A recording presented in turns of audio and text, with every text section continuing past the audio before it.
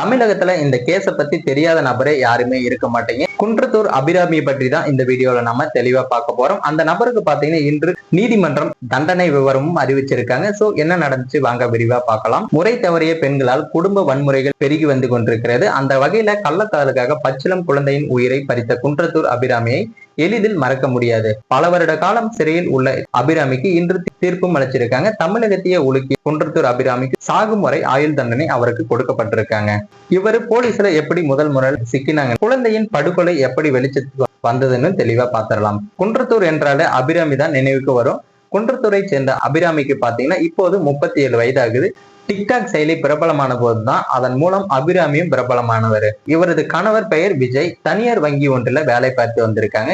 இவருக்கு அஜய், கர்ணிகா ஆகிய 2 குழந்தைகளும் இருந்திருக்காங்க. அபிராமி வசிக்கும் பகுதியிலேயே பிரியாணி கடை ஒன்று செயல்பட்டு வந்திருக்கு. குழந்தைகளுக்கு பிரியாணி பிடிக்கும் என்பதால அடிக்கடி தன்னுடைய குடும்பத்தினருடன் இந்த பிரியாணி கடைக்கும் சென்று வந்தாங்க அபிராமி. ஒரு கட்டத்துல போன் செய்தால் டோர் டெலிவரி செய்து பிரியாணியை வரவழைத்து சாப்பிட்டும் இருக்காங்க. அப்படி வீட்டுக்கு பிரியாணி தரும் ஊழியர் தான் சுந்தரம். அப்போது வீட்டுக்கு வரும்போதெல்லாம் அபிராமி, சுந்தரம் இவர்களுக்குள் காதல் மலர்ந்திருக்கு. கணவருக்கு தெரியாமல் இருவரும் அடிக்கடி தனிமையில உல்லாசமாகவும் இருந்து வந்திருக்காங்க. சில நாட்கள் கழித்து விஜயின் காதுகளுக்கு இது தெரிய வரவே குடும்பத்தில் தகராறு வெடிச்சிருக்கு. சுந்தரத்துடன் பேசக்கூடாது, பழகக்கூடாது, 2 குழந்தைகளை சரியாக கவனித்துக்கொள் என்று அபிராமிக்கு கணவர் அட்வைஸும் கொடுத்திருக்காங்க. இதனால சுந்தரத்துடன் முன்பு போல போனில் கூட பேச முடியாம அபிராமி தவிர்த்திருக்காங்க. சுந்தரத்துடன் உறவு கொள்ள இந்த குழந்தைகள் தான் தடை என்றால் அந்த குழந்தைகளையே கொல்ல முடிவெடுத்திருக்காங்க அபிராமி.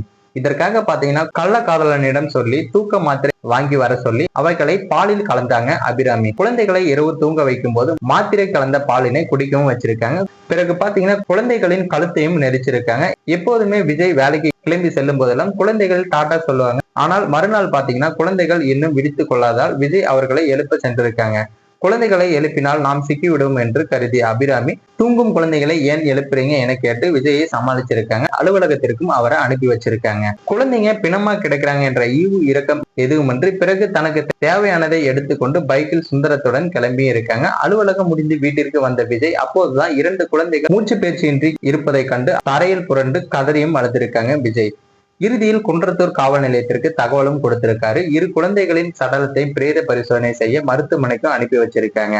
அந்த அறிக்கை வந்த போதுதான் அபிராமி குழந்தைகளை கொன்ற விவகாரம் தெரிய வந்திருக்கு. இந்த நிலையில அபிராமியை தேடி வந்த நிலையில கள்ளக்காதலன் சுந்தரத்துடன் தப்பி செல்ல கோயம்பேடு பஸ் ஸ்டாண்டில் பைக்கையும் விட வந்திருக்காரு. அப்போதான் பாத்தீங்கன்னா அவரை போலீசார் மடக்கி பிடித்து கைது செய்து புழல் சிறையிலும் அடைச்சிருக்காங்க. ஆனால் பச்சிளம் குழந்தைகளை கொன்ற விவரம் குறித்து அன்று அபிராமி தந்திருந்த வாக்குமூலம் தமிழகத்தையே நிலைக்குலைய வச்சிருக்கு.